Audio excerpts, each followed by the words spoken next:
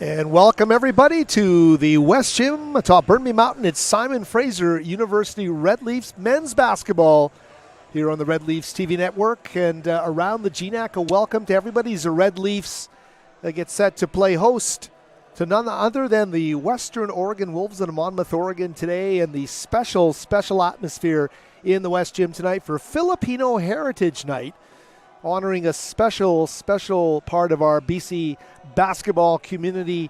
The Filipino Heritage Night is going to be an especially fun night. It's going to add so much to this gymnasium, expecting a sellout crowd here at the West Gym as Simon Fraser continues to hunt for that elusive first home conference victory. Simon Fraser coming in off a couple losses on the home court last week as they wrap up this 4-game homestand, with game number 3 tonight, losing at Northwest Nazarene in a heartbreaker 64-62 last Thursday, and as well a 7-point loss to Central Washington on Saturday.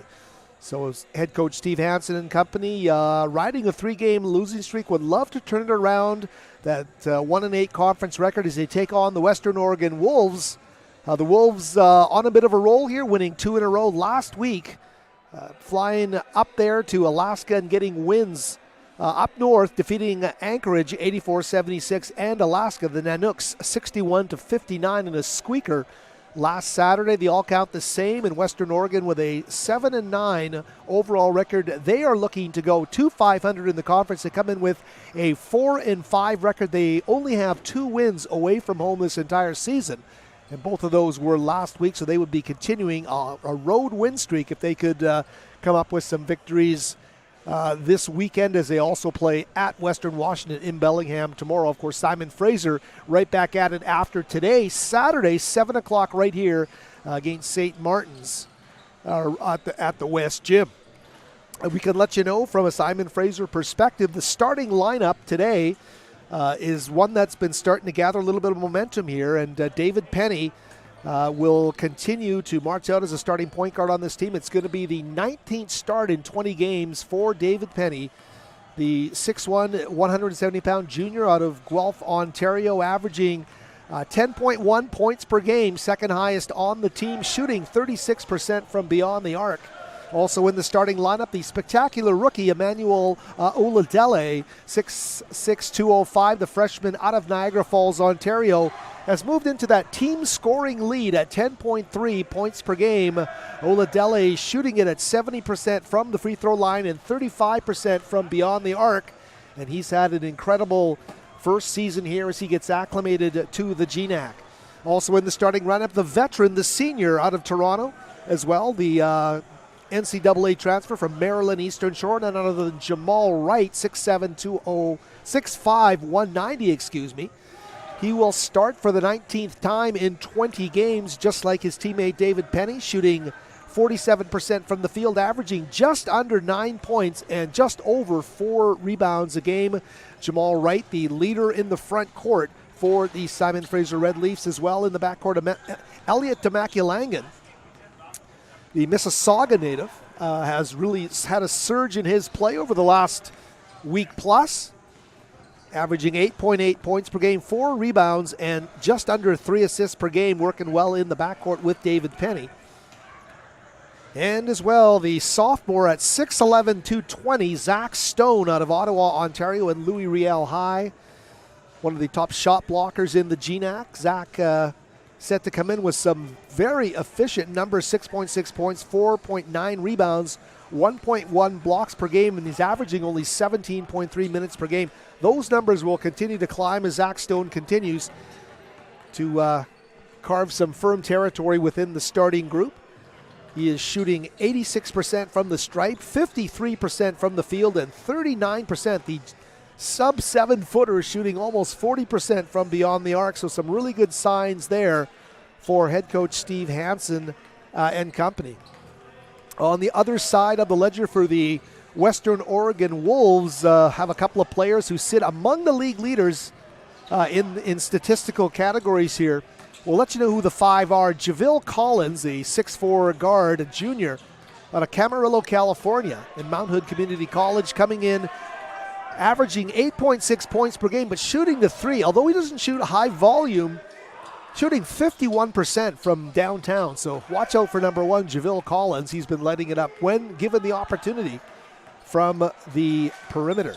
Keont Myers, a 6'5 guard, a sophomore out of Fresno, California, averaging 6.2 points and 6.3 assists. Those helpers, the number 3 highest total in the conference this season. So Keont Myers, the playmaker, at 6'5", 170. As well, another guard is senior Dyson Hughes, wearing number 10. He's a 6'3", 165-pound senior out of Inglewood, California, a transfer from Santa Monica Community College, averaging 4.3 points per game. And as well, a guy who's been filling it up a bit for this team, Cameron Bensel, one of the top scorers in the conference, averaging 12.9 points per game. Cameron Bensel, 6'7", 190 out of Yoncalla, Oregon. And he is a transfer from Umpqua Community College. I hope I pronounced that right. 12.9 points, 6 rebounds a game. And rounding out the starting 5, John Morrill Keeler, a 6'10", 195-pound senior from Port Orford, Oregon, a transfer from Pacific. And if we're reading that right, that's a D1 transfer there. John Morrill Keeler, averaging 10.1 points, 6 rebounds, shooting 51% from the field. So some good height all around for this team. Nobody under 6'3" starting for head coach Wes Pfeiffer's Wolves today. They will bring size in the backcourt, size in the front court, and it's up to the Simon Fraser Red Leafs to try and derail a Western Oregon Wolves team coming off a pair of wins in the great state of Alaska. Looking at some of those Western Oregon scores this season, they've had some very close calls. They actually beat Simon Fraser, though by a more decisive margin, 79-67. A New Year's Eve game at Monmouth. A victory for the Wolves over Simon Fraser. So a win today for the Wolves as well would be a season sweep. Simon Fraser would love to lock down the split of that season series. We mentioned Simon Fraser will play host to St. Martin's at 7 o'clock Saturday, while the Wolves will head down to Bellingham to face the Western Washington Vikings at Carver Gym. The tip-off time there is 7 p.m. I should let you know on the broadcast today we'll be joined by our analyst, Jacob Lazar. And a few words on Filipino Heritage Night. There are 3 Simon Fraser players boasting Filipino heritage, and they are the starting backcourt for this team in David Penny and Elliot Demaculangan, and as well Hunter Cruz Dumont, a player from Vancouver College, part of the famed Dumont trio of brothers, the middle brother, older brother Jack, starting at the point for the UBC Thunderbirds in the Canada West, and the youngest brother of the trio is Cole Cruz Dumont, and he's already seen time as a freshman, a pure freshman at Western University in the OUA. So we're going to talk to Mr. Hunter Cruz Dumont at one point tonight. We have him penciled in to join us for the first 5 minutes of the second half. He'll reflect on his Filipino heritage, being part of this great BC basketball community, and the frustration that comes with the foot injury that he has suffered in the preseason that is limiting him. But we'll be seeing him later, and he gives the minor officials table a smile as the Simon Fraser Red Leafs head to the bench in preparation for this game. We are down to a minute before the start of the Canadian and U.S. national anthems, as well the player starting introductions, all here as part of Filipino Heritage Night at the West Gym. At some point tonight, we hope to as well bring you up to date with the scores. Simon Fraser Nation of the Simon Fraser women's team. They are in Alaska, and they will face the Anchorage Seawolves tonight, starting Vancouver time, 8 o'clock, the tip there from Anchorage. Of course, that series in Alaska resumes on Saturday when Simon Fraser takes on the Nanooks at the University of Alaska. Of course, changing their geographic locale to Fairbanks. That one also an 8 o'clock tip-off here Vancouver time. So we'll join you in about 10 minutes or so after all the festivities are done for Filipino Heritage Night special here. The Red Leafs, the Wolves, will be back with more from the West Gym in just a moment.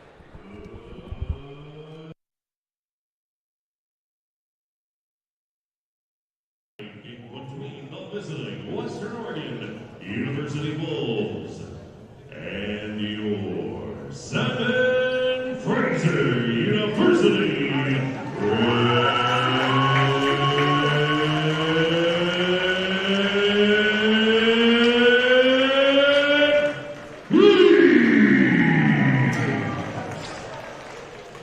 Fans, Burnaby has the largest Filipino population in BC, and tonight we are celebrating our first ever Filipino Heritage Night. We are thrilled this evening to be joined by Burnaby's first ever Filipino Counselor, Maita Santiago, to welcome our Filipino community. Maita is a mother of two, immigration consultant, community organizer, small business owner, and proud SFU alumni with a Bachelor of Arts in Political Science.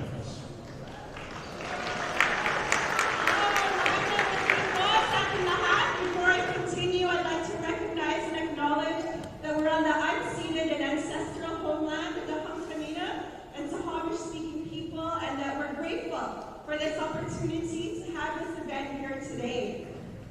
Also, on behalf of the City of Burnaby, and as a proud Filipino Canadian and proud SFU alumni, I'm absolutely thrilled to be here to welcome you all for tonight's basketball game. Let's give it up! I've never seen so many It's fantastic. Thank you so much. Burnaby is super diverse. We speak more than 160 languages, among them is Filipino or Tagalog, and events like this are so important to tell folks in our community that we not only see you, but that we celebrate your heritage, and that as young people, it's so important to have that pride of where we come from, and as council, we're committed to making sure that Burnaby is a diverse, welcoming, and inclusive place. So now, thank you again, and I'd like to end by teaching you all a little bit of Tagalog. I'm going to call my good friend, Burnaby School Trustee Mikel Sasacamus, to join me. She's Burnaby's first ever Indigenous politician, and so she just learned this a little while ago. But I'm going to say, game ka na ba? It means, are you guys ready to play? And the answer is, game na. Okay, let's try it. Game ka na ba? Game na. Game ka na ba? Game na. Okay, thank you so much. And again, thank you to SFU for this wonderful night. And on behalf of City Council, go Leafs! And thank you to you all. And now, ladies and gentlemen, at this time, joining us to perform the U.S., Canadian, and national anthem of the Philippines is Ariel Tuliao, an award-winning actress and singer born and raised in Vancouver. You may have seen her in Netflix shows such as Blockbuster, a series of unfortunate events, and Compact and Criminal. Ariel is also singing teams for the Vancouver Whitecaps Football Club, Vancouver Canadians Baseball Team, and the Vancouver Bandits Basketball Team. And now, fans, if you would please rise if you are able. Oh, say, can you see by the dawn's early light what so proudly we hailed at the twilight's last gleaming, whose broad stripes and bright stars through the perilous fight o'er the rampart we watched?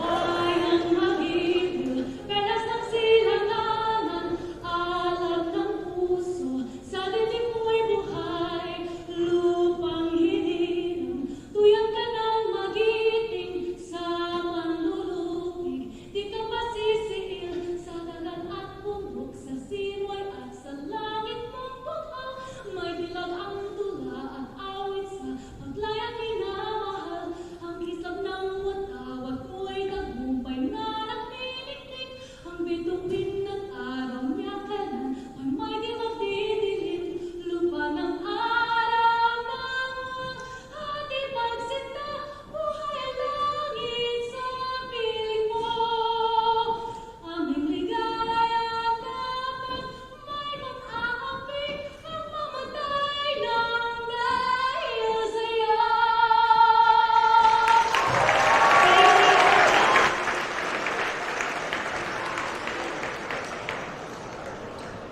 And now, basketball fans, it is time for tonight's starting lineups, beginning with the Western Oregon University Wolves.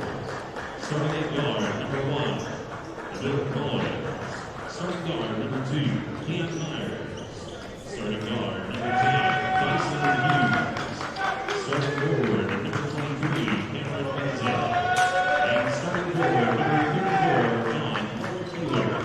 Coaching staff for the Wolves, head coach Wes Piper, and assistant coaches Ron Fisher, with the graduate assistant coach Michael Norman and volunteer assistant coach Alex Singa.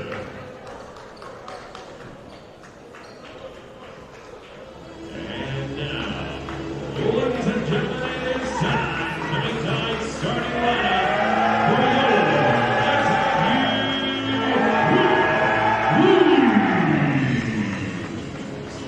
the beginning at guard, standing 6'1", a junior from Guelph, Ontario, number 3, David Henney. Starting forward, standing 6'6", the freshman from Niagara Falls, Ontario, number 5, Emmanuel Starting forward, standing 6'5", a senior from Toronto, Ontario, number 15, Jamal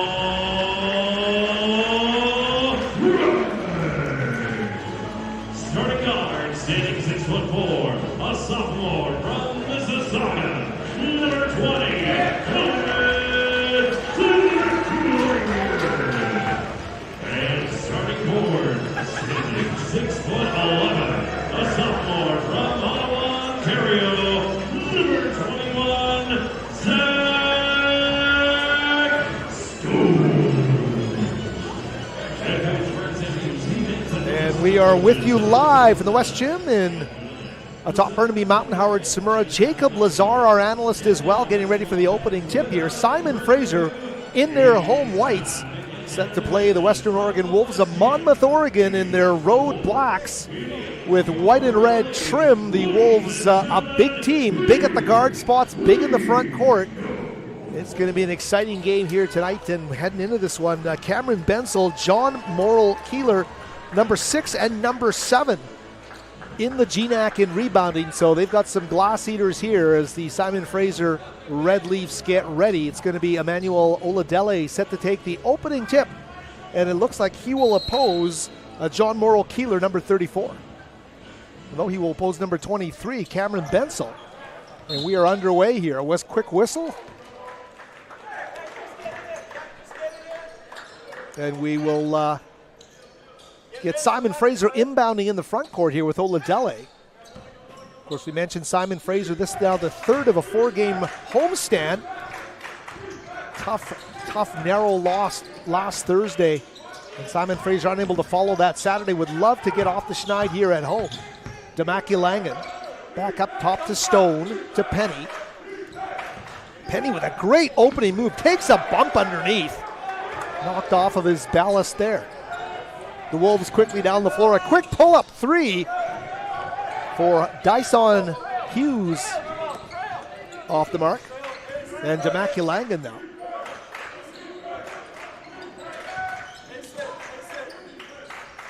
Oladele. Stone showing some nice moves as a high post passer. This time a handoff to Damaki Langan. Hesitation dribble on the baseline. Underneath the Stone. Ricochets off of Hughes. But there is Oladele. And a great way to bring in Jacob Lazar. The rookie took over the scoring lead on the team following last weekend's play. Yeah, he's been a consistent scorer for most of this season when he's getting those minutes. And you know, the corner threes, that's his shot. He loves those corner threes. He's a high percentage shooter from there. got a little lucky that ball bounced right out to him. He was uncontested, and he knocked down his first shot of the game. And Simon Fraser will take that 3-0 lead as they get back on defense here. And there's going to be a turnover. Looked like something off ball for Western Oregon, and SFU will get the ball right back. Western Oregon, as we said off the top, they're 2-4 on the road this year, so they won both of their games away at Alaska last week. And they continue their road swing here, but no road wins until those wins last week. So it's going to be an important game for both of these teams, Howie. They both want to get back into playoff contention and really solidify their spot in the GNAC. And it's been rough starts for both teams, and this is going to be a pivotal game for both sides. And we can only hope Simon Fraser feeds off the home support they're getting here on Filipino Heritage Night. A nice crowd gathered here at the West Gym. Shot clock's down to 4. Stone has to make a move, puts up a shot. Unable to find the mark there. Got that one off before the shot clock buzzer, but some good defense here from Western Oregon.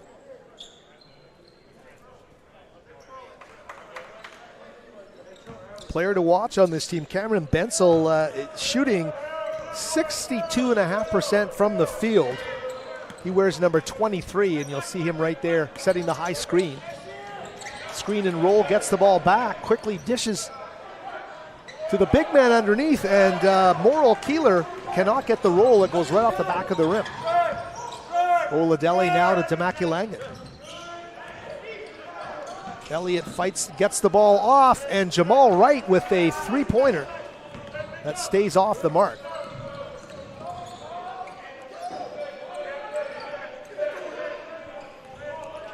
Western Oregon yet to find the mark here on offense. Keont Myers. Oh, and that one there as Dyson Hughes goes right over Tamaki Langan and takes a tumble. Tamaki Langan getting called for the foul. It's been a bit of a slow start here, Howie. Both teams kind of looking a little uncomfortable on offense, I think would be the best way to put it. I'll see what happens here as we get going. Simon Fraser would love to get up and down the floor and get into some transition if they can here. But right now battling Western Oregon in the half court. Wolves with 12 on the shot clock. Great move into the paint. Off the window, still unable to find the mark scoring-wise. Javille Collins.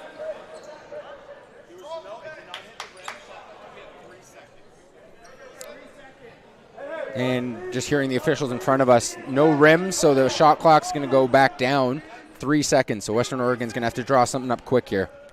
Quickly off the inbounds, they'll come. The call by Matthew Goebel, the official right in front of our broadcast location. Morrill Keeler right over the goal into the hands of Tamaki Langan. So the offensive drought continues for the Wolves. Simon Fraser wants to take advantage, but stolen away by Hughes.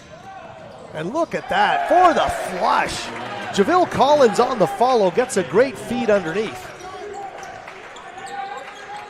And the Wolves now on the board. Simon Fraser quickly stoned to Tamaki Langan. Elliott behind the back, into the paint, twisting, turning, blocked by Morrill Keeler underneath. Dyson stepping in, great job of standing his ground by the point guard Penny. David Penny finding Oladele, pulling up from the NBA three just off the mark. Boy, each team 3.5 minutes plus into this game with one field goal apiece made from the field. Morrill Keeler now to Collins. Collins to Hughes. Dyson with a big aggressive move into the paint. Penny tries to get the rejection underneath. That was going to be a tough one coming in from behind, and probably the right call here. But I like the aggressiveness from David Penny. It's going to be tough for some of these smaller SFU guards to get some good blocks, good defense on these big Western Oregon guards. You're right about that, Jacob. How are these matchups going to, work themselves out early in this game? And, that's a prime point of discussion here. Wes Pfeiffer, the head coach of the Wolves, is going to call a timeout. Great to see some great spirit here in the gym.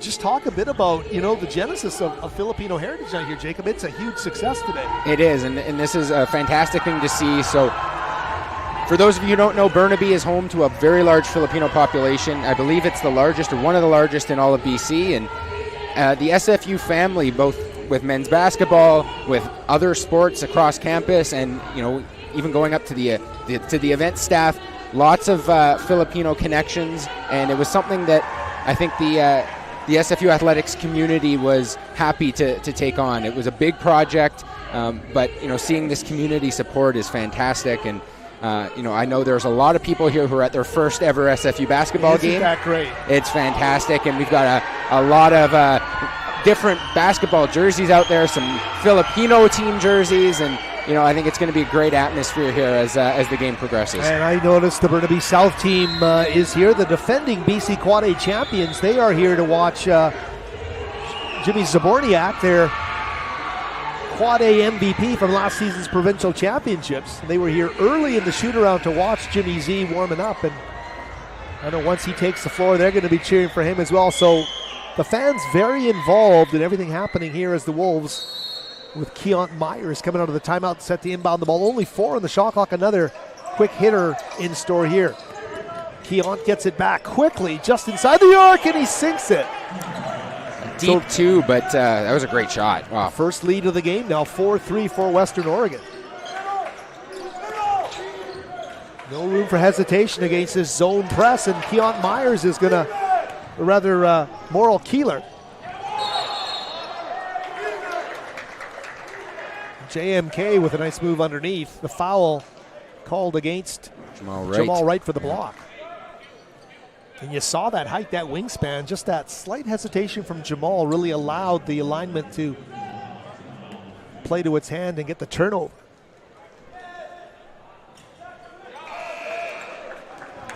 John Moral Keeler, 6'10", 195 pounds, and he's a senior. I wonder if that's correct. He's a big boy. 195 pounds. He looks bigger than that. Yeah, certainly. And you can just tell he's physically imposing out there. But we haven't seen much, just less than 5 minutes into this game, but he's going to be a problem in the paint for this SFU team. Oh, the roster listing him from Pacific as a transfer from Pacific. Of course, that is in Stockton, California, in the home of the former NBA lottery pick Michael Olowokandi, who came into the NBA during Vancouver's time in the association. Here down to 6 for Penny. Penny with some nice moves underneath, and David Penny has the ball on a string there as he lulls Collins and finds a way to score it. Ties the game at 5. On the baseline. And he takes the charge. So a great job there from David Penny.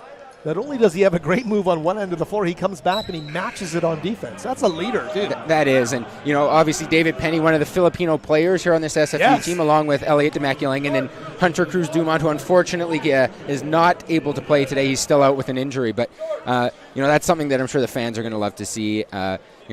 David did an interview with Omni TV yesterday. He's terrific. He's certainly been a bit of a celebrity this week leading into this event. He's been a huge factor for Simon Fraser.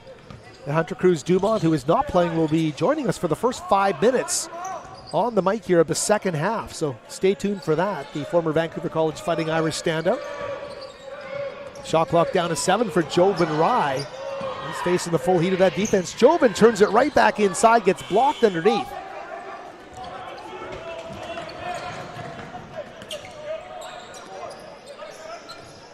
Bensel, number 23, swatted back by Lefebvre.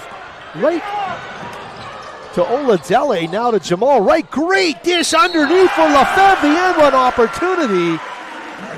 What a great pass to enter from George Lefebvre. Yeah, you could see, so that when that ball went up in the air, Jamal Wright took off towards the basket. Oladele came down with it, and Wright wanted the ball, but Oladele, I guess, didn't have the lane. He had his back turned, was patient, finally got the ball over to Wright, into George Lefebvre, and the end one opportunity. That's great patience from this SFU team. That's something we sometimes don't see when they get a little scrambly. So that's a great start here for SFU. Yeah, the trio kept their poise, Jake. You're right about that. And, my boo-boo there. It was Lefebvre obviously scoring it and getting the end one, and Wright dealing the great pass into the paint. 8-5 for the Red Leafs. Great to see that second set of bleachers pulled out and filling up here as the Filipino Heritage Night continues to draw a great crowd into the West Gym. That is Keon Myers, the Fresno, California native. Keon driving. He's going to kick it right back up to Carson Frink. And that three ball is going to fall. Senior Yosani Clay right at the end of the shot clock from way downtown, and he gets it to go to tie this game up. Yosani coming off the bench gives them double figures in scoring at 10.5 points per game. He's number one on the team in steals as well, with 22 steals on the season. So there's some depth coming off the bench there and versatility for this Western Oregon team. That's a big three.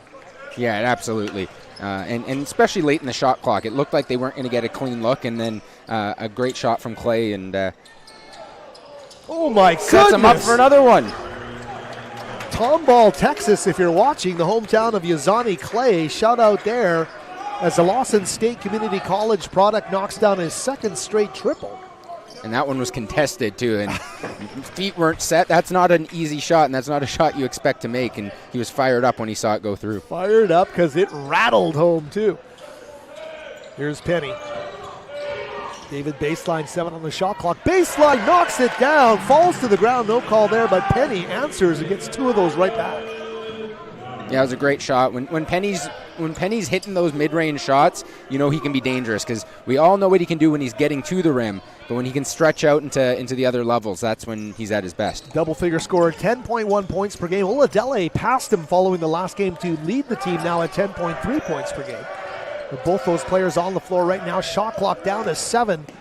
Simon Fraser trying to pitch the shot out on this possession. They can't do it as Keon Myers gets to the rim. 6-5 from the guard spot out of Fresno, California. 13-10 the score for the visitors from Monmouth, Oregon. Lefebvre now to Jovan Rai. Oladele for 3, comes off a screen just off the mark. Penny with some great effort there, almost got the offensive rebound. He's been all over the floor right now at both ends, and yeah, he almost grabbed that one, but at least forced some pressure. Well, here he goes again, looking for 3 in a row. This time Yosani Clay off the front iron. But the great rebounding Western Oregon Wolves grab the offensive board, give themselves another chance. Turnaround, that's a tough shot. Too strong off the back iron. Offensive rebound. And that's Peter Kachi Guanagi. Number 5, able to score his first bucket of the game. Guanangi, from Sacramento, a redshirt freshman. Peter Kachi Guanangi. Here's Jamal Wright for 3, just like that. A smooth, quick release, and Wright knocks down the triple. That was a big shot for SFU and for Jamal Wright. He gets a lot of opportunities, and when he's knocking down those three-pointers, same thing with David Penny. When he can spread his scoring out at the different levels, it makes him so much more dangerous. You're right about that. Intermediate. Oh, and there's Lefebvre. He comes in hard and gets the block, knocks it out of bounds. It's interesting because you got right now, you've got Jamal Wright averaging just under 9 points a game, and you've got both David Penny and Oladele. So there's some nice balance here within this Simon Fraser group. Absolutely, but I think if you're the Red Leafs, you want to see someone maybe kind of take a little bit more control of the scoring. Spreading it out is great, but we've seen it a few times, Howie, where when it's spread out and then on a game-to-game basis, someone's got to take control, because if everyone's a little cold, maybe it's a rough start in the first half, you can fall behind pretty quickly when you don't have someone who can maybe just take that brunt and grab that team, pull them up. Because when you've got that balance and guys start hitting the shots, it's gonna spread out nicely, and you're gonna put up some big scores. But sometimes you just need that one catalyst for it. You're right about that. You do need someone to take the bull by the horns and lead this team. Still looking for their first home conference victory. Both of these teams tonight, 2 of 4 from beyond the arc. Western Oregon shooting 6 of 15 from beyond the field. Simon Fraser from the field, and Simon Fraser 5 of 12. So Western Oregon's biggest lead, 5 points. Simon Fraser's biggest lead at 3. Yeah, it's been a tight game through the first 9 minutes and 19 seconds, and I think that's something we're going to expect throughout this whole game. It's we talked earlier about it being a very important game for both sides, and I don't think either team's going to want to let it get too far out of control. Yozani Clay, this time on the deck, the dish underneath. He lays it up and in the dime to Elihu Cobb underneath. 6'9", 200-pound senior. And just more of that height, and it's part of the depth for head coach Wes Pfeiffer. There is the freshman knocking it down. Great job there from Nigel Hilton. Hilton wearing number 23, averaging 7.2 points per game in his freshman season.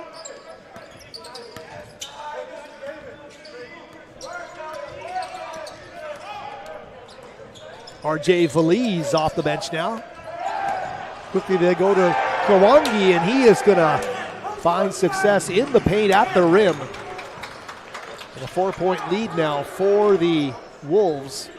I think now that Western Oregon's settled in offensively, they're looking pretty dangerous. They have the ability to attack the rim, move the ball, get around defenders, and take advantage of some mismatches. Yeah, and right now, confounding Simon Fraser with that size in their zone. But look at that, Nigel Hilton, ice vein from the baseline corner.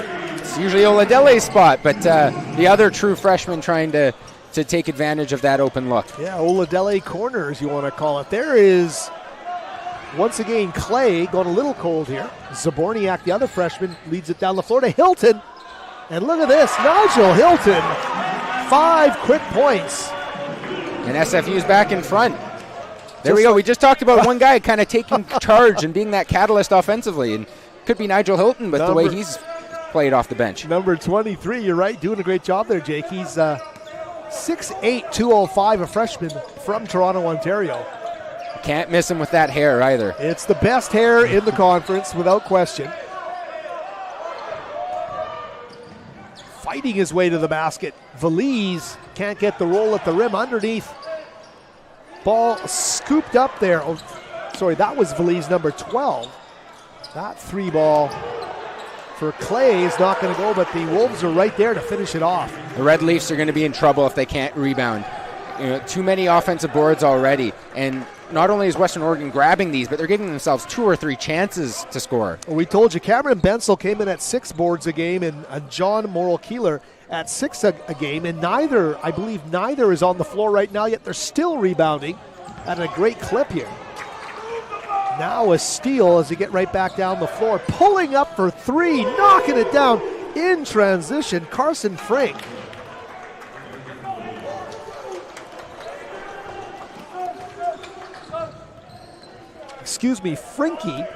Carson Frinky.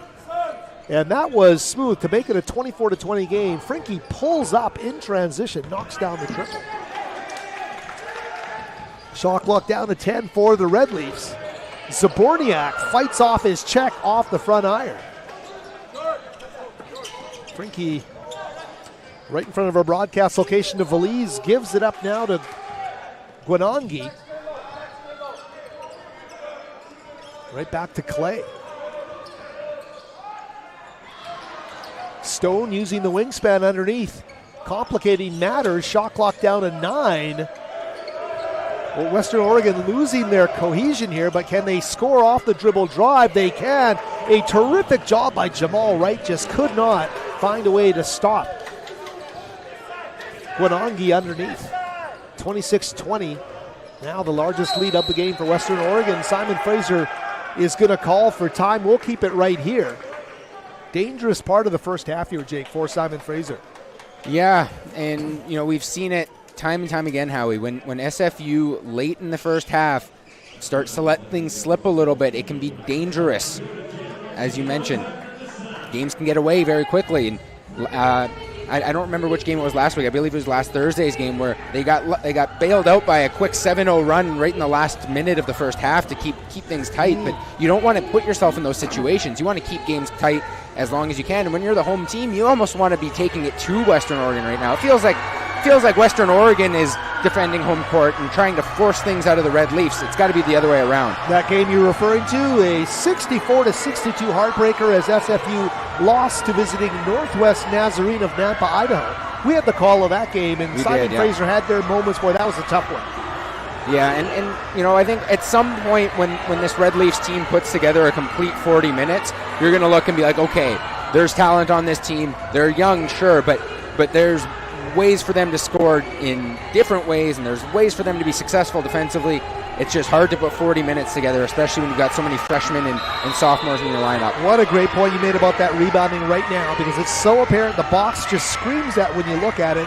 Western Oregon with 15 rebounds. They have 8 offensive, other 15. They have 8 offensive rebounds. That's more than Simon Fraser has total rebounds with 5. Simon Fraser, no rebounds off the offensive glass. So, wow, gotta get that ship tight. Yes, and when you look, you know, Western Oregon's going to keep their bigs out there. They've got so many they can cycle through.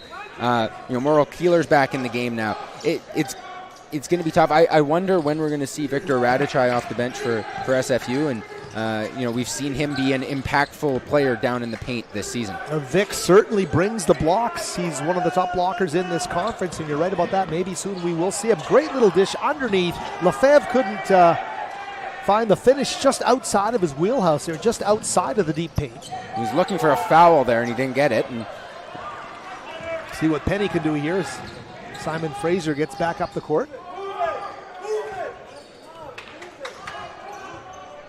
Can hear the calls there of Simon Fraser assistant coach Adil Sahibzada, imploring his guys to move it, find some flow, some momentum here in the half court. Hilton, shot clock now at 8.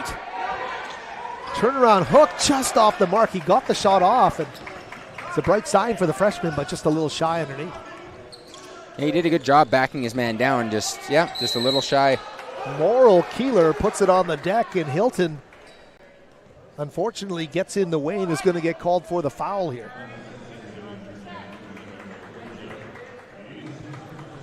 And the Western Oregon big man heading back to the free throw line. Red-headed, bearded mini version of Bill Walton. You might be too young for that one, but I'll throw it out to you. Don't worry. Well, you got the old-time run board, buddy. I'm gonna just drag out my old-school NBA references. So Morrill Keeler at the free throw line. A 7-point lead represents the largest advantage of this half. What a great crowd here in the West Gym.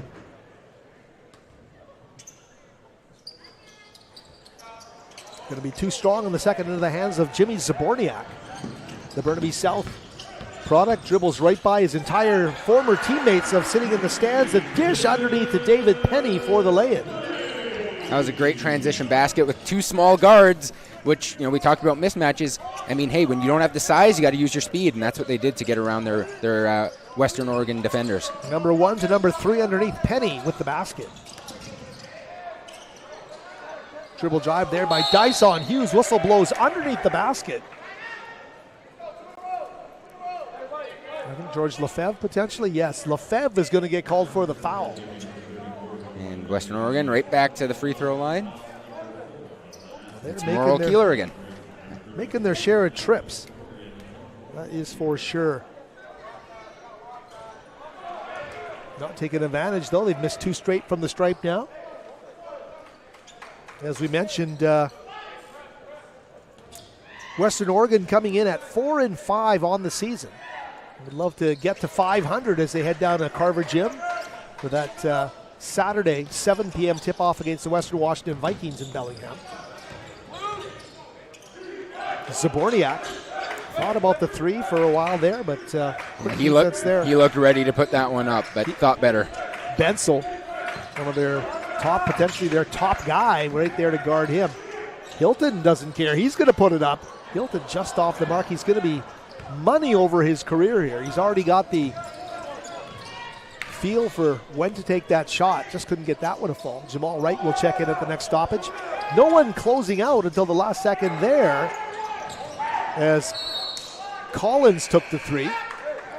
To be fair, Lefebvre was right there. And again, rebounding an issue as Morrill Keeler grabbed it. He missed his own shot, and then off the hands of, I believe it was Hilton who just checked out. And and the ball stays with the Wolves. The big healthy shot clock, 20 seconds, 4:39 left in the half here. There's Yosani Clay. That's a tough shot. He adjusts himself. Medium range jumper goes, 8-point lead, largest of the half now, 30-22. We talked about this important home stretch to the half for Simon Fraser. Red Leafs need to find some karma here in the half court. Jabal Wright just checked into the game, 10 on the shot clock. The entry. Lefebvre looks for a handoff here. Fumbled by Oladele, but he gets it back. Emmanuel puts up a long three. It's not going to draw any iron. So Simon Fraser looking really out of kilter here. I was just going to say, they look so out of sync right now. There's no one moving. Guys are stationary, and then, when you fumble a handoff, you basically kill any chances to do anything. What choice did Oladele have but to put up a way deep three that he's got no chance of making with a guy right in his face? Yeah, the breakdown happens at the most high percentage juncture on the floor, right? The handoff is tough for Simon Fraser to have to deal with, but they will huddle, talk it over, and see what they can come up with here. 30-22. Simon Fraser with some nice runs. We'll see Simon Fraser still. That rebounding deficit, Jake, is now 3-1 in total boards. Yeah, that's got to change. The SFU's got to find a way to do it. I see Victor Radicai. He's standing. He's got his warm-ups off. I would expect him to check into the game at some point here, because if you're SFU and you're getting absolutely dominated on the glass, I mean, you might not want to try and play as big as Western Oregon because you just don't have that. That's not your team. I understand it.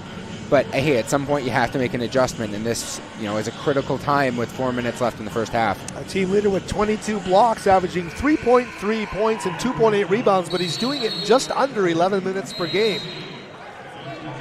And is able to play from his strengths quite efficiently as he tries to carve out some time in this rotation. He'll continue to sit here as the Red Leafs come back onto the floor. Exactly 4 minutes left here in this first half of play. Thanks for joining us on Red Leaf TV. Eitan Weisfeld, our producer.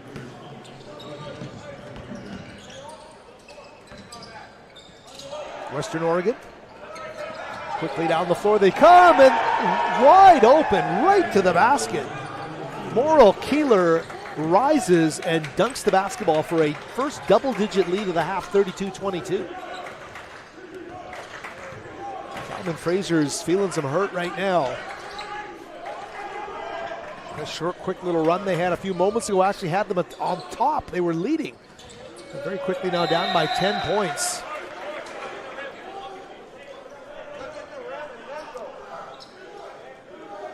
Yeah, you feel like this could be a turning point, hey Howie, where if they don't find a way to get some big baskets here, that it's going to be a very difficult start to the second half. Well, they need to keep it right here or better from their perspective. Down to 4. Great moves from right. Squares up.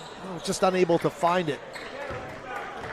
And again, you can hear Steve Hatson saying, got to get a rebound.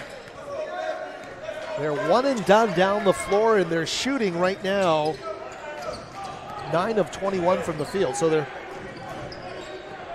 not that bad from the field, but just nothing easy and no second chance opportunities to speak of. No offensive rebounds in this game for Simon Fraser. On the baseline, finding a sliver of space and scoring it, Javille Collins. So the lead now at 12.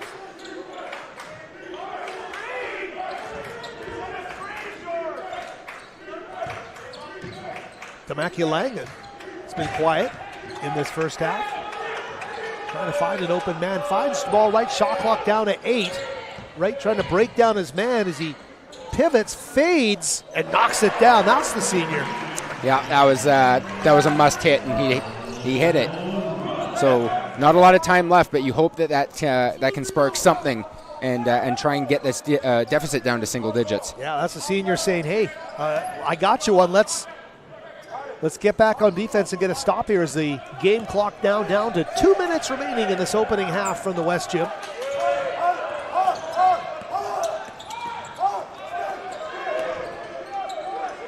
Clay once again knocks down his third triple of the half. Yozani Clay came in averaging 10.5 points per game. He's got 11 in the half. Down to 1:36 remaining. It's 13-point deficit. Jamal trying to do it all again. This time is going to get knocked to the ground. And I believe Morrow Keeler getting called for the foul there.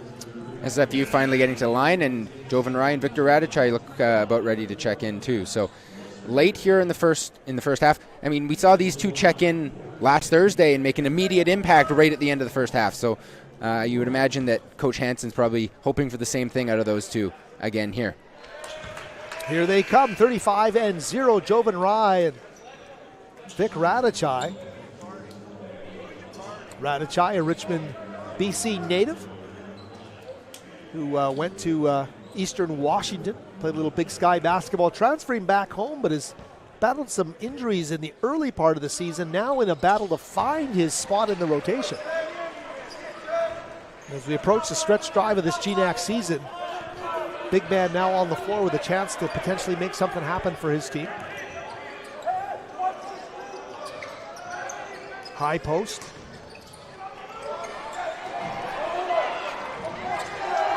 Jovan Rye getting in the midst of it. And, looked like it last touched an SFU player. It was a scramble from multiple players trying to get to that ball, but it'll stay with the Wolves and with 11 left on the shot clock. Here's Keont Myers to inbound with 11 on the shot clock, 1:10 left in the half. Penny trying to get some fingertips. Clay going for number 4 from the three-point department, can't find it this time. There's Oladele with the rebound.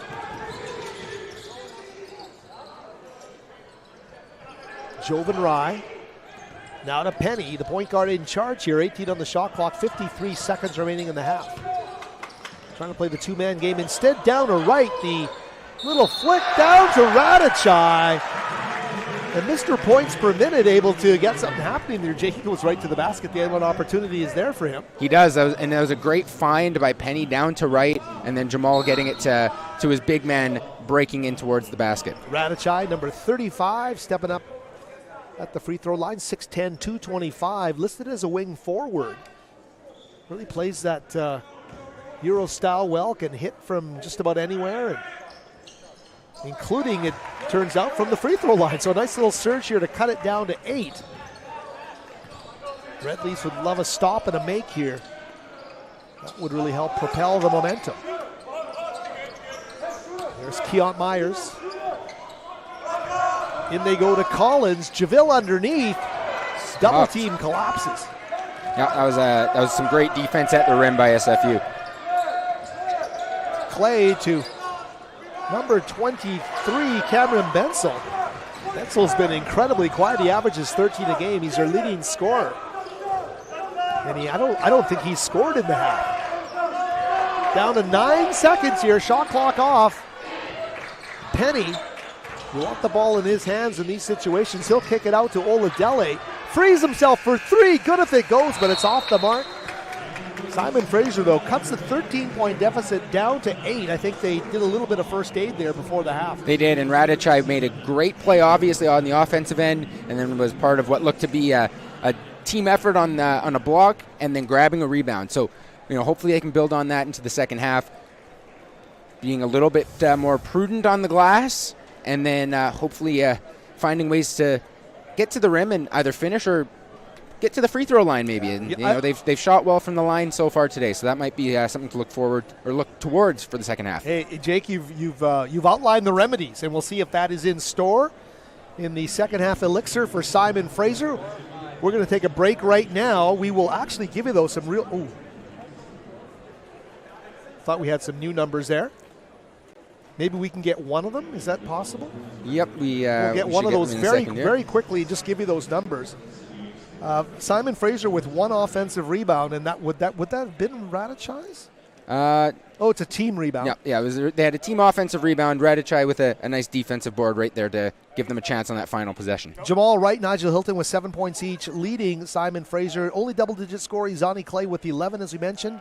We will take a break here. I know you got some things to do. We'll be joined by a member of the Simon Fraser team to start, and we'll get you back on the mics about 5 minutes into the second half. Jacob Lazar, thank you. Hunter Cruz Dumont set to join us to start the second half. Filipino Heritage Night from the West Gym. The score at the break. Visiting Western Oregon 37, Simon Fraser 29.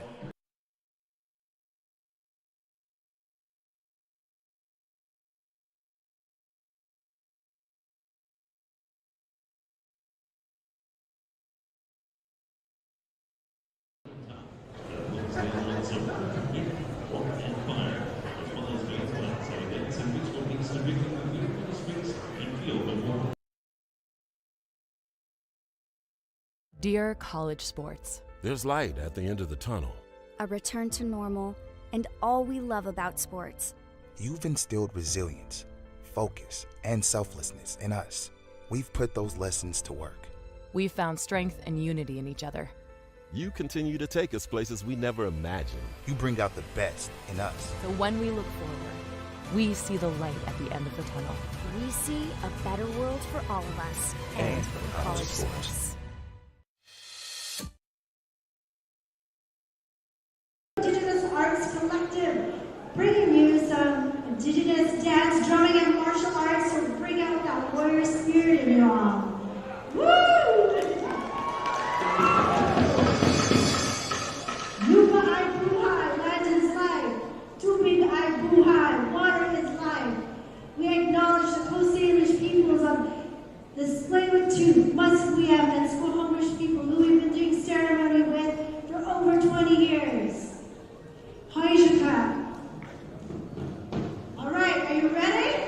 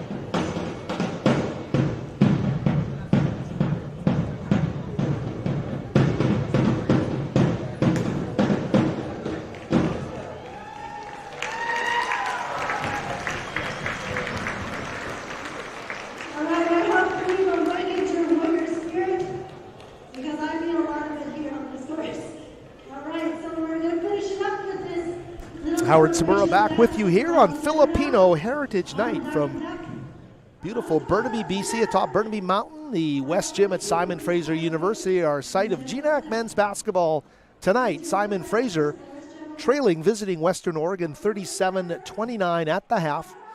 We'll soon be joined by our analyst Jacob Lazar, but we will let you know that we'll start this second half of play with a special guest, and it's going to be none other than Hunter Cruz Dumont, the Simon Fraser University player. Very, very fitting to have Hunter on. Unfortunately for him, a foot injury is keeping him out of play this season, or thus far anyway, but Hunter Cruz Dumont can speak to Filipino Heritage Night. He himself sharing Filipino heritage from his mother, Trixie Cruz. And it's going to be fun talking to Hunter as he gives us the inside scoop on Simon Fraser men's basketball, the beauty of the Filipino basketball community and his life in basketball. His older brother, Jack Cruz Dumont, playing with the UBC Thunderbirds. His younger brother, Cole Cruz Dumont, playing in the OUA with the Western Mustangs. So a true basketball family. And very, very fun and exciting to see all of that happening. They have actually adjusted the halftime clock. It was down to 3.5 minutes. It's now back up to 5 minutes remaining. So we are 5 minutes away from the start of this second half of play. We'll run down the box score for you. And as Jacob and I talked about that rebounding discrepancy, Simon Fraser was able to make some ground up. But the glaring stat, besides the fact Simon Fraser currently being out-rebounded 23-10, is the fact that at the half, Western Oregon has 11 offensive rebounds. Simon Fraser has 10 total rebounds, including 9 on offensive glass.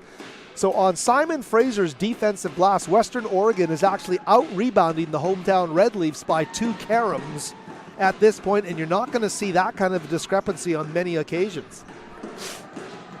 Simon Fraser in that first half, led by the 7 points of Nigel Hilton, the 7 points of Jamal Wright, the freshman and senior respectively. David Penny, the point guard, with 6 points. And 3 points apiece for Emmanuel Oladele and George Lefebvre, as well Victor Radicai coming off the bench in the final 90 seconds of play and very quickly getting an N1 opportunity and making it count from the stripe for his 3 points. 29 points total for Simon Fraser at the half. Leading the way for the Western Oregon Wolves, Yozani Clay, the guard, coming off the bench and lighting it up from downtown. He's 3 of 6 from distance. And he leads all scorers in this game right now in double figures with 11 points. Peter Kachi Guanangi with 8 points. And right now the Western Oregon Wolves shooting 4 of 9 from downtown. Simon Fraser 3 of 8 from distance.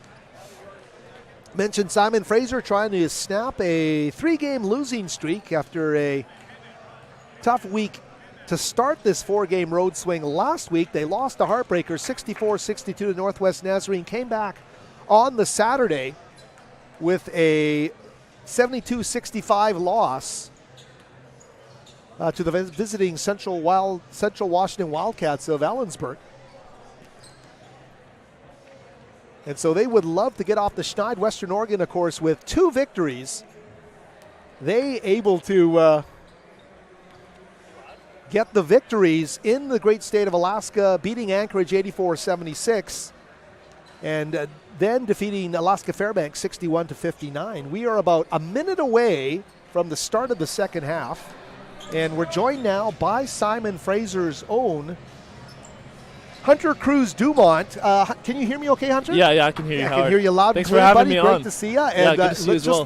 We're going to get a picture taken there. I think we already did. Yeah. Filipino Heritage Night, what a great idea this is.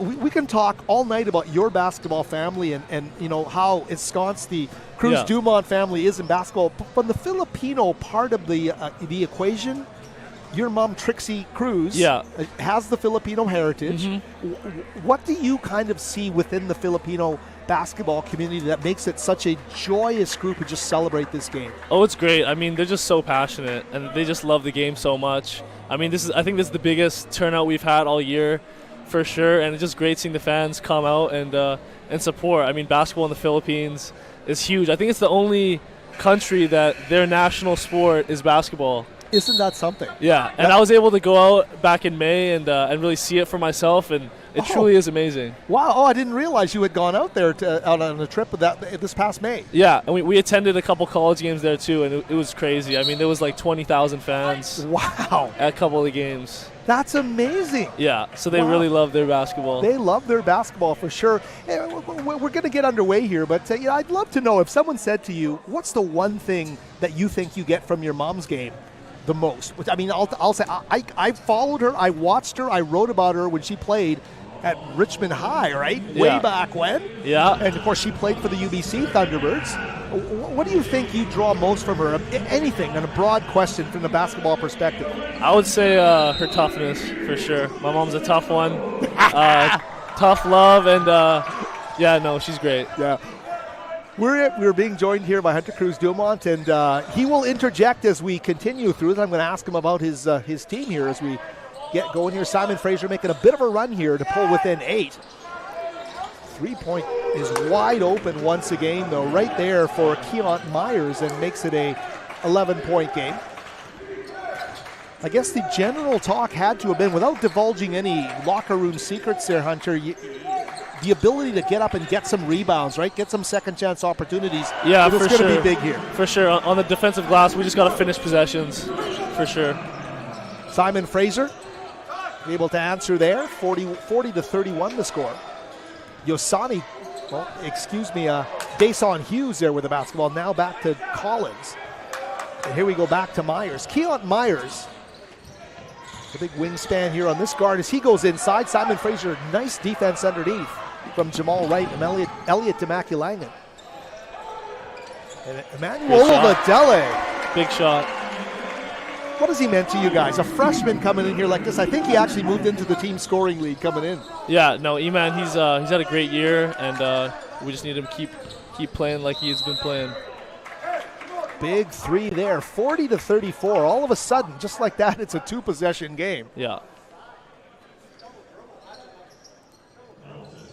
And Victor Radachai, the big man wearing number 35 for Simon Fraser, came on the final 90 seconds. He starts the second half, so an acknowledgement there of adding some extra height. Somebody to more closely guard John Morrill Keeler, number 34.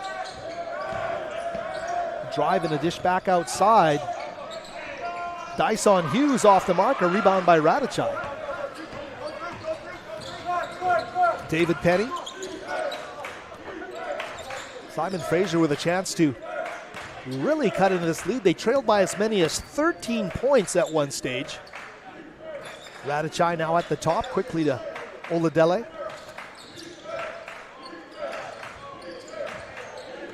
Demaculangan also sharing that Filipino heritage to another with that same heritage, David Penny. And at the shot clock buzzer and a flush and a finish underneath by Jamal Wright. Big putback.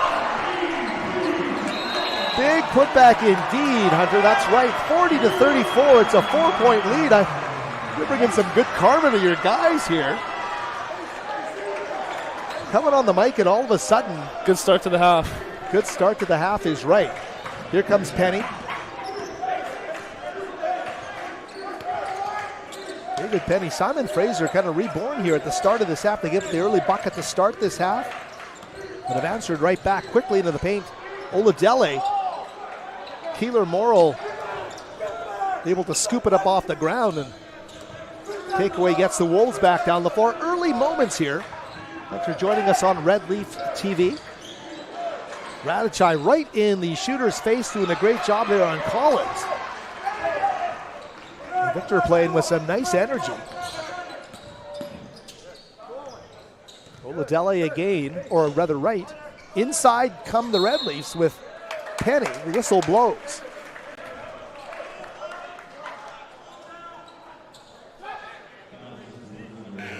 Simon Fraser will keep the basketball. Really want to ask you how you're doing with your injury. I know it's a frustrating thing, right? A foot injury. And yeah, no, it's been a long journey. I've had a series of injections that I've been going through, but it's been good. I've been working with the rehab team here and the trainers, and they've been great. I'm at the end stages. Hopefully, I'm on a return to run program, and looking forward to getting back out there soon. Are you hoping this season? Is that the goal right now, or is it? It's not looking like it. Yeah. But I'm just doing what I can every day to stay ready and.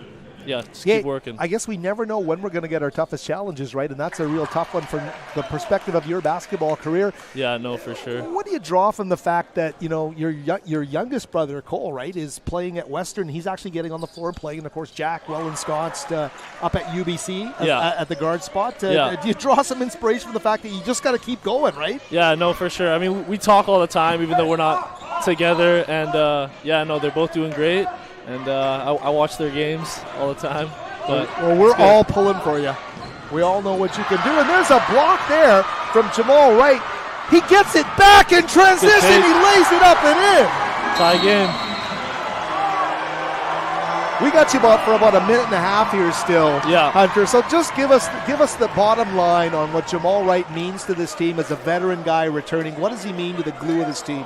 Yeah, no, he's the leader on the team, and he knows that. It's his last year with us, and he just as you've seen, he's brought a lot of energy plays.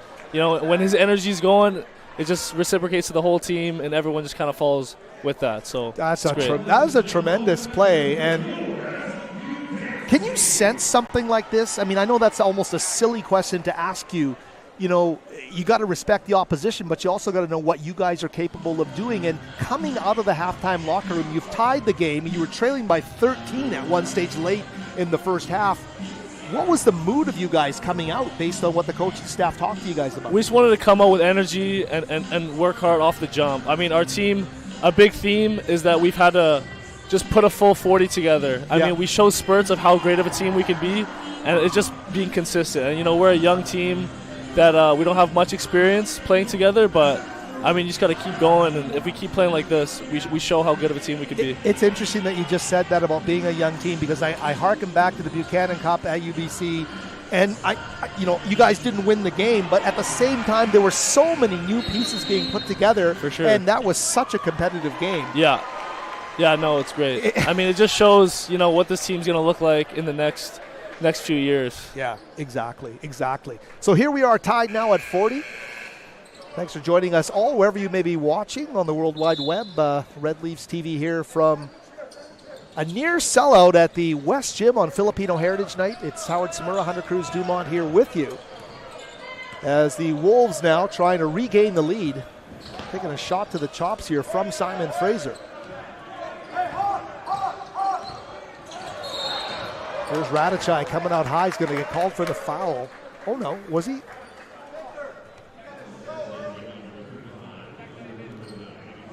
His first of the game.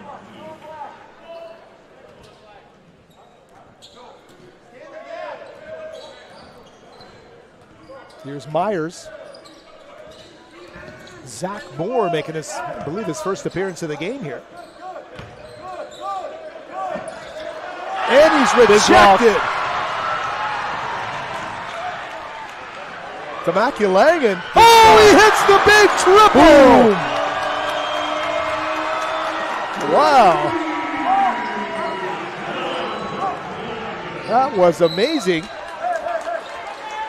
Victor Radachai's really had a presence in this game. Yeah, no, for sure. Victor always comes in, brings energy. He's the best shot blocker we have, and it's good to see him doing his thing out there. Well, you're doing a great job with us on the mic here. You know what? We're going to let you get going right now. But you know what? I heard you say, I can do 5 minutes. I don't know if I can do a game. Buddy, you could do a game. I'm telling you. Appreciate it. We'll school you on that. And if you want to, just let me know. For sure. Take care, man. Thanks, Howard. Okay.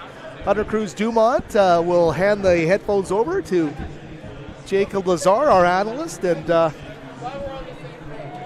know you signed that multi-million-dollar deal as our analyst, Jacob, but I think Hunter wants your job. Hey, you know what? Good for him.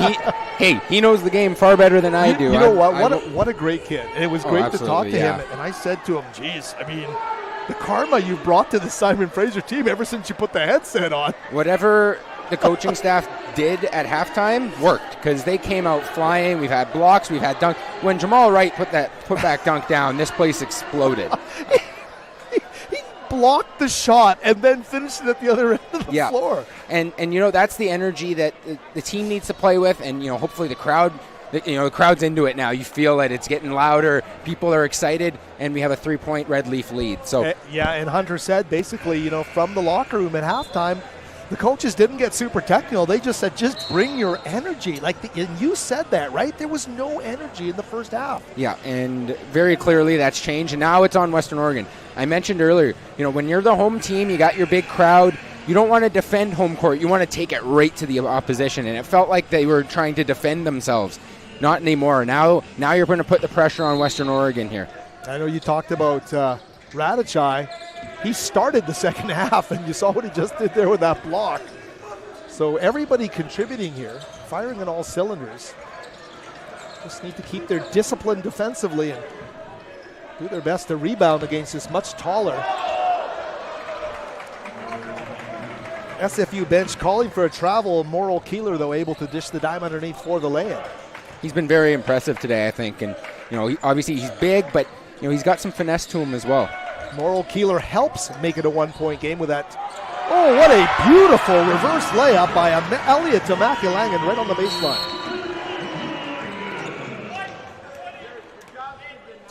Got a little too anxious there going for the steal after his bucket, but I don't mind that foul. That's how you keep the energy up. You go for those steals, you go for those quick points, and that was a great little reverse underneath by Demakilangan. He's looking a lot better here in the second half. Amazing to watch the complete turnaround of the Simon Fraser basketball team at the half.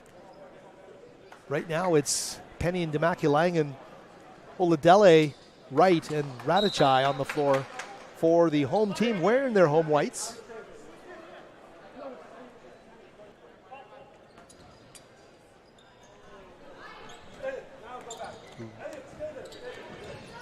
Wolves basketball here now as the Oregon squad now coming across half court. Keont Myers. Clay underneath. Ooh. And there comes that height again. This time, Cameron Bensel is able to score it. Had two Red Leafs right around him, went up, threw the dunk down. That was a great play by Bensel under the rim. Yeah, I believe those are Bensel's first points of the night. He's their leading scorer. And if they get him going, look out. Demakilangan almost looked like he blew a tire there.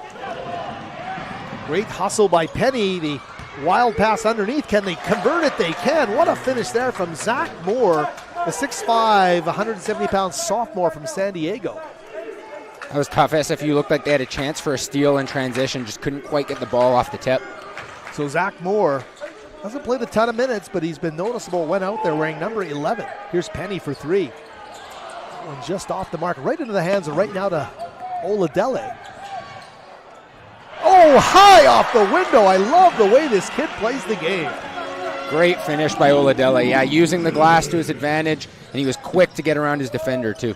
Yosani, the jump shot machine, this time inside the three-point arc, and Clay knocks it down, makes it 48-47 for the Wolves. Demakilangan fading. Oh, buckets everywhere. Yeah, both teams using their quickness and not using a lot of shot clock as they're trading the lead back and forth. What a game we're seeing right here. This Filipino Heritage Game crowd is loving it. There's Bensel. You don't want to let him get going if you're Simon Fraser. I mean, you can see why he's their leading scorer with these, couple possessions here in the second half, and you wonder where he was in the first. Yeah, Clay took the spotlight in the first half of those 3 triples. Oh, look at this. Diving in the way there. Keont Myers down the floor, and he leaves it on the rim. Oh, he stepped out of bounds, too, when the ball went into his hands. So Simon Fraser with a bit of a break there. Couple of miscues there from Keont as the Red Leafs now with an opportunity. What I will say was that was actually a very good defensive play by Demakilangan. He was coming back, and he didn't foul, but he did enough to throw off the timing of that layup. And, sometimes no defense is the best defense. When, jump shots, layups, it's all about timing. When you disrupt that timing, you can do a lot of damage to a shooting percentage. You're so right about that. Jovan Rai now into the game. Just handled the basketball along with Zach Stone underneath the big man. He is hammered underneath, and the foul will go to Peter Kachi Gwanangi. And Gwanangi thought he got all ball, but Stone, good work by him using his size, using his length, and making sure that he got himself to the free throw line. Yeah, Big Z with the nice move there and a chance to do some damage from the stripe.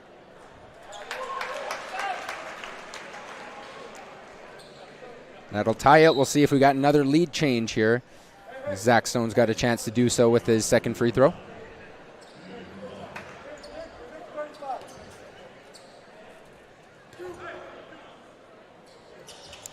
Missing on the second, 86% free throw shooter. There's Oladele. He tees it up. Right, tried to time the tip, couldn't do it, and now Myers down the floor. The skip across the floor and the flush at the other end. It's Elihu Cobb, the senior from Santa Maria, California, via the College of the Sequoias. They have some big bodies come off that bench. Simon Fraser trailing by 2. Penny from 17 rattles it home. David Penny rises, knocks it down, and ties the game. I mean, if you're one of the many fans in attendance here tonight, I don't know how you can be disappointed with what we've seen out of both teams here in the second half. Scoring, dunks, rebounds, blocks, everything you could imagine. And, this game's still tied. We're going to see who's going to pull away with 11:50 left. Yeah, this is a popcorn game right now. This is just beautiful. Here's Clay, well outside the arc, and he knocks it down. Clay with his 4th triple of the game. That was from deep, too. Whew. Limitless range. 3-point lead for the Wolves. They're shot makers, but so have the Red Leafs been of late. Here's Penny. David into the paint, jump stop underneath off the window, can't get it to go. Stone almost corralled the rebound. Penny, the hustle to get it to Jamal. Back up top, they go to Jovan Rye for 3! Right, that was all started by the hustle from Penny. That was a great jump stop. He deserved to score that basket, but he grabs the rebound, kicks it back out, and then Jovan Rye with a nice deep three to match what we've seen from Western Oregon here in the second half. Lots of really deep threes. I agree with you. Penny's stick-to-itiveness on his butt in the paint to get that loose ball and kick it out. Ooh, and there's a...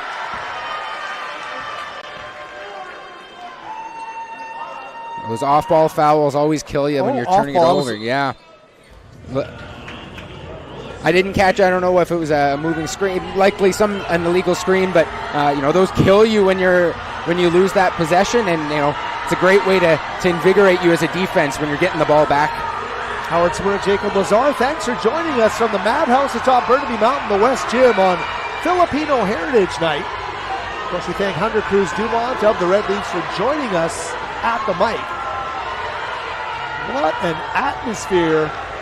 And when I said popcorn game, I meant it. This is the kind of game that you just want to be a fan, sit back and watch the game unfold. It's a completely different tenor from the first half.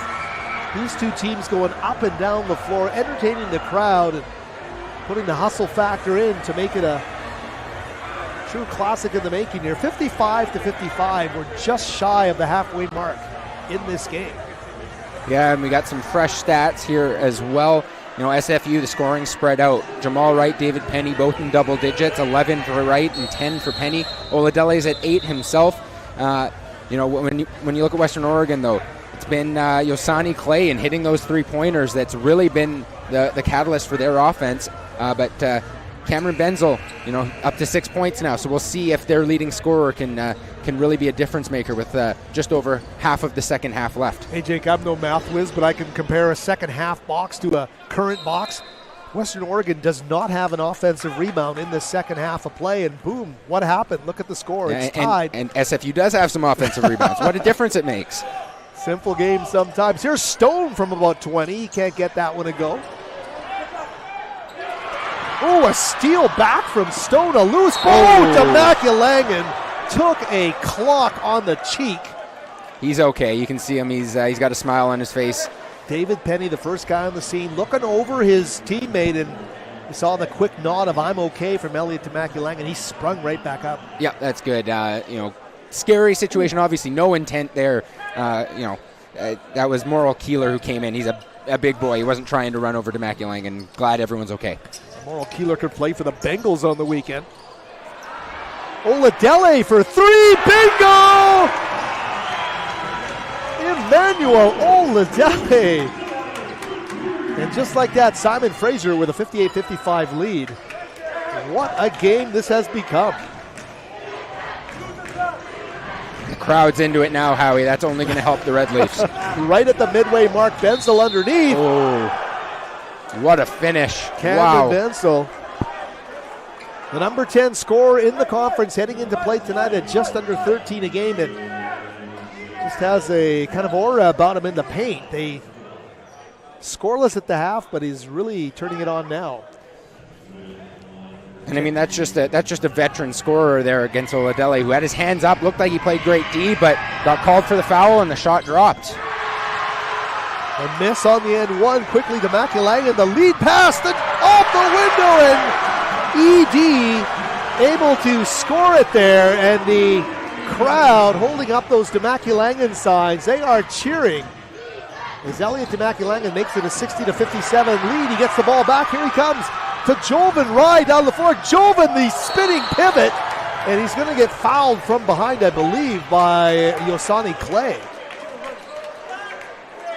Yep, that's Yosani Clay with the foul, and great to see Jovan pull out that pivot. He wasn't that afraid was beautiful. To do that. And this whole SFU team is playing with so much more energy and so much more confidence in the second half. It's night and day, right? And when you play with that energy and that confidence, the crowd gets into it. You get to the free throw line, and good things happen. Great to see the Simon Fraser coaching staff taking part in the Filipino Heritage Night theme here. Yep, very well dressed on the SFU bench. Dapper coaching staff, yes indeed, as they continue to feed off this incredible second half energy. 62-57, the lead now 5. That's an 18-point swing from late in the first half. Laurel Keeler thought about it. He'll get it back. This time the handoff to Collins, Javille Collins. He goes back to Valise. RJ baseline drive is going to go out of bounds into the Wolves bench. No, it looks like there's a foul called on Jovan Rye. Ball's going to stay with Western Oregon, it looks like. That call coming from Jerry Manise. Also on the officiating crew, Kevin Lay and Matthew Goebel. The men in stripes today officiating this GNAC contest. 9:12 remaining in the game. Laurel Keeler tosses for the triple to the baseline corner. RJ Valise, the Woodburn, Oregon native, knocks it down. It's another contested three. Western Oregon's been, whether it's from way downtown or with a hand in their face, they've been making those shots, and that's why it's a close game still. A one-possession game, the under-duress shooting capability of these Monmouth Wolves doing the job for the guys from Oregon. Here's David Penny. 8:45 left in the contest. 2-point game. Simon Fraser with a lead in the basketball. Skip underneath Stone. Eludes him. Jamal Wright right there to get it underneath. Demaculangan. Elliott to right. Underneath. Up fake. He's going to... they're going to wave it that off. off. Needed just a few milliseconds more to get that one to go. That one, the call from Matthew Goebel, waved off as he got his defender in the air underneath the basket, did Jamal, and unable to give his team the 4-point lead. There is Javille Collins on the baseline. Foul is going to go to Zach Stone on that one. You talk about certain danger points in the game. Simon Fraser has expended a lot of energy to fight their way back into this game. They've got to fight off the doldrums, and they can't get back to their static play in the first half. Yeah, and you know, it's easier when you can kind of stretch your lead out a little bit, gives you a little more leeway. But when it's a tight game, you know, you're right. They expended a lot of energy to get to this point, and it's if you start sitting back, the way this Western Oregon team's shooting, although not from the free throw line here, but the way they're shooting threes, especially in the second half, if you take your foot off the pedal at all, they're going to run that score up really quick. I hear you, Jake. That is for sure. Jacob Lazar, Howard Samura with you on Red Leafs TV. A tremendous atmosphere here. first half a bit of a mirage for the second. Didn't think we'd see this tonight. Fans are eating this one up here. Three-quarter court pressure from the Wolves, solved by the Red Leafs. Jovan Rye now back up top to Penny. Jamal Wright's been fantastic in this game, so is Stone. Zach, the little handoff there as Penny comes back to get it. Back to Zach for three. Oh, and a tip underneath by Jovan Rye, who's all energy underneath. Couldn't get it to go. Jamal Wright in there as well. Just no Red Leaf could get a hand on it enough to put it into the basket. Oh, and there they go. Jovan Rye doing everything you could ask of a defender. But, that's a size mismatch, and it's going to send Western Oregon back to the free throw line after we hit our media timeout here. Keont Myers, great job off the dribble, was able to draw the foul, and Rye with his second of the game with time out on the floor. Victor Radicai set the check in at the resumption of play. And he had a great end to the first half, great start to the second half. With 7:46 left, he's fresh. You hope he can be an impact for the Red Leafs throughout the rest of this second frame. A sophomore, so you know what? He's got a lot of time left in the Simon Fraser program. He's been on a long basketball journey from Richmond, BC to U.S. prep school, or was it a Canadian or U.S.? A prep school guy anyway, who then went to the Big Sky Conference at Eastern Washington. Happened to be back home and wants to find a home. And boy, you know what? You got to perform when Coach taps you, and he did it today. He did, yeah. And for him, it's his effectiveness at both ends of the floor, right? And when he's blocking shots and grabbing rebounds, especially when he did that late in the first half, that really started to turn things for the Red Leafs. And since then, they've been much better on the glass. They've been out offensive rebounding Western Oregon in the second half. And I think, even though Radicai has been on the bench for the last handful of possessions here, that energy he brought really helped change things for SFU. Yeah, and I think, you know what, as he gets more into the groove and he studies, you become a more astute student from the bench when you come out after doing some positive things, and he knows what he has to do when he gets in there. Mm-hmm. So good to see now as they bring some length on the floor with Oladele, Radicai, and of course Damaki Langan from the guard spot brings a ton of it. So we'll see what happens. Now Western Oregon's been struggling from the free throw line here tonight.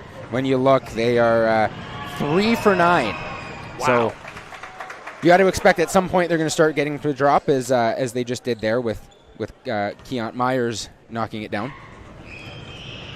We mentioned they came in with that 4-5 record and wanting to get to 500 in the conference. Simon Fraser, 1-8, have not won at home in GNAC play. A tough break there for SFU on the baseline. Penny couldn't squeeze it. There's another free throw missed by Western Oregon, though, and SFU, conversely, 9 for 10, which is well above their season average. But that's what you got to do. You got to take advantage of those trips to the free throw line.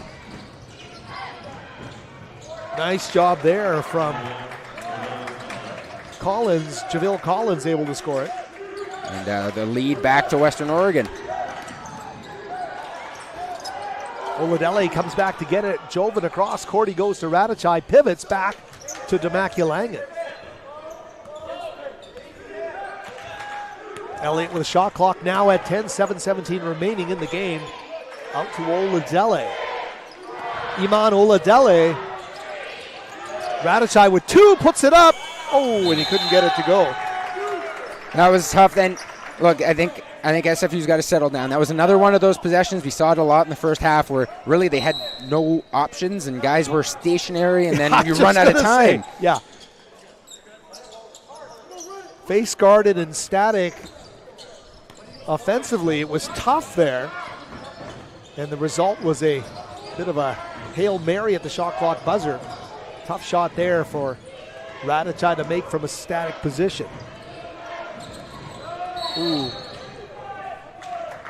Keont Myers has a terrific handle.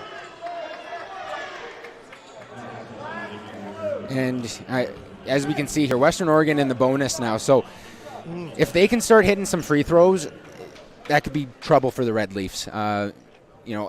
Sending them to the line, any foul now. Now, again, they have to hit the free throws. They're 4 for 10 on the game, which just is not good enough. Or sorry, they're about 4 for 11 on the game, which is not good enough as they hit that one. But this crowd needs to be the sixth man down the stretch, and they're capable of doing it. They've come alive here. had been a real factor in the contest during Simon Fraser's rally from 13 down. But right now, Western Oregon doing some clawing and fighting themselves, find themselves with a 3-point lead. This is almost the identical score last week. 64-62 was the final score against Northwest Nazarene. This one's 65-62. You spend enough time in the fire like Simon Fraser has, you're going to learn how to win these tight games, and that's the question coming down the stretch drive here. 6:30 remaining. Radachai with the handoff to Penny. David getting physical, kicks it back up top to Oladele. The freshman, the great dime underneath, and Radachai lays it up and in. Some great patience there by Penny to start that, and then to Oladele, and then Radachai with a beautiful left-handed finish. Oh, Emmanuel started to show more and more facets of that game, and he delivered one there underneath. Froze the defense and gave Radachai a great opportunity underneath. That looked like the Maculangan poked that away, so it's going to stay with the Wolves, but some good defense from the sophomore guard.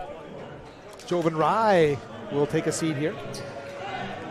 RJ Valise out, and Jamal Wright back in for SFU. He's had a great second half. He was really one of the big guys when they went on that run to take the lead for the first time in the second half. It was thanks in large part to Jamal Wright.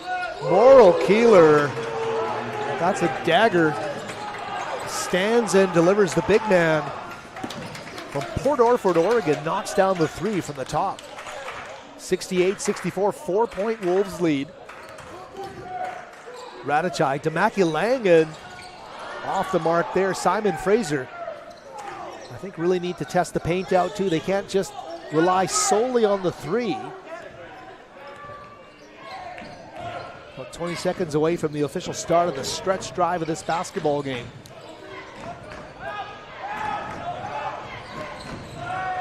No surprise, Keont Myers entrusted off the dribble in these half-court sets for Western Oregon.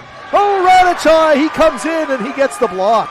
That's a huge block from Radachai, but it was great defense by Jamal Wright too. There wasn't an easy basket to be had there for the Wolves. In those limited minutes, Radachai averaging on a block and a half a game here. On the floor, Vic Radachai, what a move, facing the basket. That's confidence growing in the young man. That absolutely is. And you made a good point earlier, how he's only a sophomore. It feels like, you look at him, he looks like he could be slotting into an NBA lineup, with the full beard, and, the big mop of hair on his head. But he's young, and coming down from a D1 school, especially at Eastern Washington, they were in the March Madness tournament last year. So you expect, he's just this veteran player, but he's not. He's still a young guy who's learning and developing here with SFU. And here he is from the free throw line. He makes them pay, and I'll tell you something, Radachai has mechanics everywhere in his shooting game. This big guy is able to do so many good things, and his free throw percentage is terrific. I believe he's in the mid-70s. Simon Fraser now down by 2. They have to defend here if they want a chance to tie or take the lead on the next possession. Keont with a great look inside and finds his talented offensive teammate Cameron Bensel. Bensel top 10 of the GNAC in scoring and rebounding. So he's a force who's been somewhat quiet. His teammates have really picked up the slack tonight. Into the paint go the Red Leafs. Oh, and they lay it up and in. What a terrific job. And a calm, cool look on the face of David Penny as he steps up to the free throw line. That was a great finish. And calm, cool, collected. And that's what you need out of your veterans. David Penny, Jamal Wright, they've had fantastic games for SFU, and that's why you're down only 2 with 4 minutes left. Down by 1 now. It has been some kind of comeback, but Western Oregon equal to the task. Every trip down the floor, we have an absolute nail-biter shaping up here at the West Gym. Morrill Keeler inside to Bensel. Quick turnaround, and look at that. Rubber band man in the paint. Yeah, he's showing why he's one of the top scorers in the GNAC. What more could Jamal Wright have done there? I don't know. The release point there, unblockable shot, and he just turns and goes to that turnaround jump hook so quickly.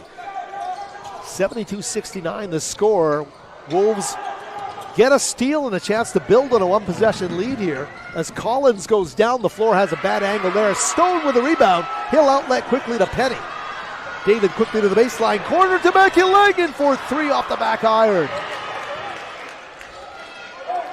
It was a great play by Joven Rye to grab the offensive rebound, settle the offense down, give him another chance, down only 3. Joven Rye is an intangibles guy, earning more minutes in this rotation. Fakes the 3, puts it up from downtown off the back iron. Benso with a nice box out there to get the rebound. 3-point shooting's kind of wavering here for SFU. You know they got that one big one in them at some point. Down to 2:56 remaining. Timeout. We'll keep it here as we have all night from the West Gym. Filipino Heritage Night, a resounding success here. Really enlivening the West Gym today.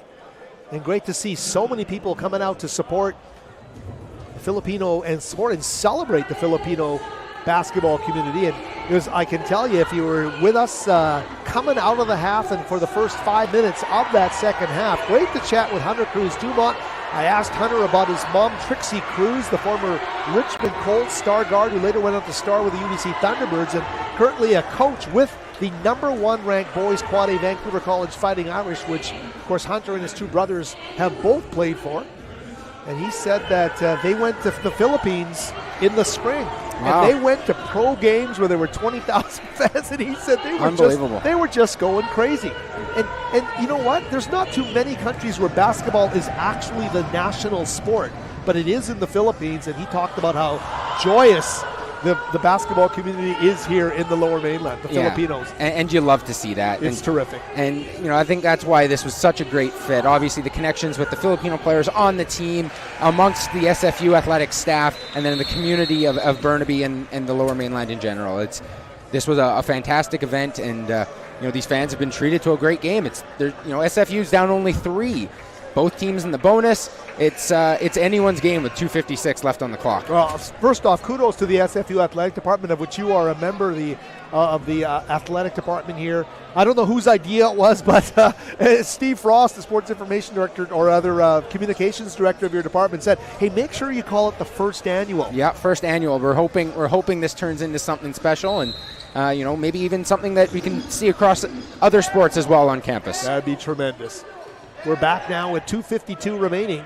Western Oregon with a 3-point lead and the basketball, though. Go to Bensel inside. Myers goes back to Clay. Bensel, look at that quickness, that fade on the baseline, turn in and out of the cylinder for number 23. It's a lucky roll for SFU with Benzel, who's been on a bit of a roll here in the second half, and that one just doesn't fall for him. So Simon Fraser now with a chance to pull within 1 or tie with a 3 here. Zach Stone to right from 18. Can he get the roll? He does. Basketball karma. The gods smiling on that shot there by Jamal Wright. He's been pretty efficient from that distance, all season long, but definitely tonight. I recall at least 2 other shots where, he's pulled up from just beyond the free throw line and made it go. Yeah, in this new basketball world, the mid-range can be an awfully sneaky shot. Funny as that would sound to an old school basketball guy, but Jamal finding those sweet spots on the floor. So this is going to be a really important defensive possession now for SFU. You forced Western Oregon to reset inbound with 13 on the clock. SFU needs to get the stop here. Collins with the basketball. Shot clock down to 10 here for Western Oregon. What a great job defensively. David Penny, the thief in the night, comes up with a basketball. Simon Fraser, what a huge takeaway that was. Penny now has the basketball back. Plenty of clock here for Simon Fraser. They want to find their rhythm in the half court. Zach Stone with the basketball. He goes cross court to Demaculang. Baseline corner, Penny. Thought about the 3, fakes, slips, recovers. Shot clock's down to 6. Penny into the paint. Is he going to be able to get a shot off fading? Oh my goodness! David Penny, what a shot at the shot clock buzzer. Wow. I don't know what to say about that. I didn't think he had any chance, and what a beautiful arc on that shot to get it to go, and the crowd is on their feet with 60 seconds to play. They are standing in the upper deck here at the West Gym. Mortal Keeler, their money man tonight. He's blocked by Stone. He follows through. Crunch time now. 1 point game. Timeout called as Mortal Keeler refuses to give up on the play. And mini Bill Walton underneath, able to do what he needs to do to give his team the 1 point lead. But Zach Stone. That was a great block, but yeah, you're right. When you've got bigs like Western Oregon has who can get blocked and still follow up and make those shots, it's tough to defend, and we've seen that all game long. SFU has been at their best when they've been playing with that energy and really forcing Western Oregon to try and play in transition. So then they can settle down and get the ball into the paint to their big men. That's clearly their bread and butter. Or as we saw in the first half and earlier in the second half, when you can settle down and get those open looks from three, they're not going to miss. Yeah, it's been remarkable. Simon Fraser, from what I can tell, Western Oregon had 11 offensive rebounds at the half. They have completely, actually they had one right there, didn't they? So what a job they've done. What a job of scheming at the half and making it happen on the court. Yeah, it's been remarkable the way they've had that turnaround. And that's something that you've got to do when you're a young team. You have to learn how to make those adjustments at halftime. And, it's easier said than done. Coaches can say whatever they want, but it needs to be executed, and we've seen it executed by each and every member of that Red Leafs team today. Does Simon Fraser have what they need in reserve here as the game winds down to its precious few seconds? 44.3 ticks remaining on the clock here at the West Gym.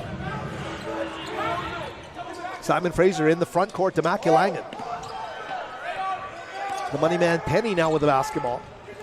Number 3 will drive into the paint, jump stop, pivot. Tried a little turnaround hook that didn't go. So SFU doesn't need to foul here, but they do end up fouling here. Well, Ladele will foul. I was going to say, obviously, with some discrepancy between the shot clock and game clock and a couple of timeouts, they didn't have to, but that's what they elected to. And, with the way that Western Oregon shot from the free throw line today, maybe it's not the worst decision. Keon Myers will step up to the free throw line. Gets the first one to go. Myers 2 of 3 from the stripe tonight. This is a big one here. You want to extend that lead to 3 if you're Western Oregon. Force SFU to draw up a play that will result in a 3-point basket.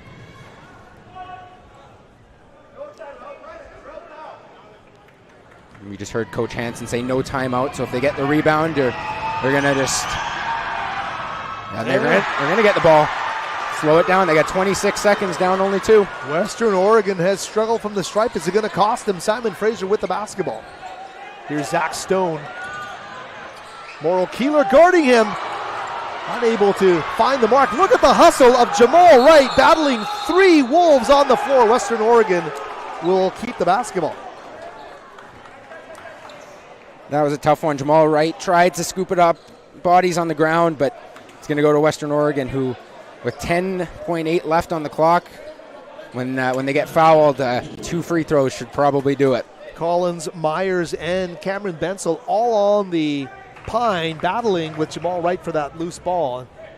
The Wolves went to the floor in a pack and came away with the basketball. What a game, what a game, what a game.